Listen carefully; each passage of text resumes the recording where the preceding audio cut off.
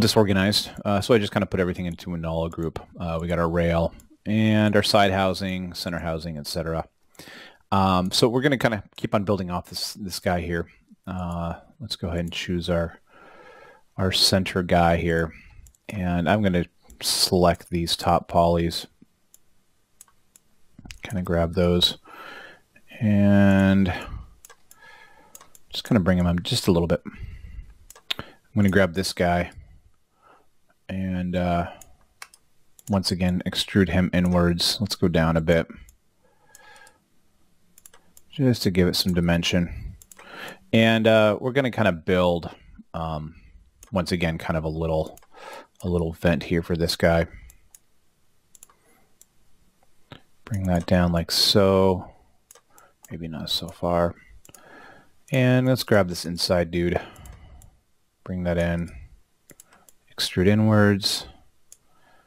And maybe drop him down just a little bit. I'm going to grab a loop selection here. There. And, you know, I think... yeah, I think I'm just going to start with that for right now. And I'm going to go U, B, U and B on the keyboard to do a edge selection there. And we're just going to bevel this guy. Just going to smooth it out a little bit.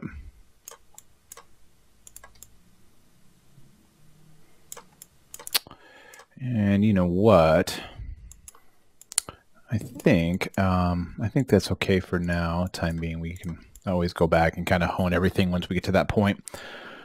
So I'm going to grab this. This is going to be kind of our main column where our turret's going to be living as well. It's all leading up to one big thing. And extrude. Let's go ahead and kind of scale that in a little bit. And let's go ahead and bring that down. Actually, you know what? I'm going to kind of help break this up a little bit. I'm just going to bevel that top a bit. And then let's extrude that in. Right click and extrude inwards. And that'll kind of give us our guy there. So that's pretty good. That's looking pretty okay. Let's go ahead and let's get another cube. And actually, before we do that, I think I'm going to want to break up some of these. These are looking pretty hard. We want to kind of make it a little more soft. So I'm going to hit UB on my keyboard. Select those guys there, and then UL on my keyboard. I'm going to hold down Shift and select that. And we're also going to kind of bevel these out here. Just breaking it up a bit. It's okay for the time being. All right, now let's get a cube here, and I'm actually going to put that into the group with our center housing here. And let's bring this guy up like so. Once again, just kind of eyeballing it. We know what we want, but we don't need to be absolutely pixel perfect at this point right now. Just kind of adding to it. All right, let's bring that in. Bada bing, bada boom. Cool. Something like so. And just kind of place it accordingly. All right, that's pretty good. Let's kind of thin that out. Not too much. Okay, sorry, spending way too much time on this. One simple little cube. All right, let's get that guy. Okay, so I'm going to hit C on the keyboard, make this editable. We'll just call this gun column. Like so. And I'm going to go to my point mode, and I'm going to right click, and let's go to our knife tool. We can take these down to 0 or just 1, default to 1. And, you know, maybe we can kind of play around with our numbers here, but we're just going to kind of add to our geometry here. You know, and I think we're going to want to maybe bevel these edges first before we do that. So maybe we can kind of play around with that. So let's go into our edge mode. Hit UB. Just select these guys here. I'm not going to worry about those top edges. We're probably not going to be needing those. Just bring that in a little bit. Cool. Now back to points mode. Let's grab our knife once again. And, you know, we want to kind of create a little bit of extra geometry here.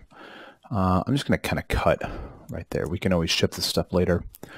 And go to poly mode, hit UL. Let's do a loop selection there.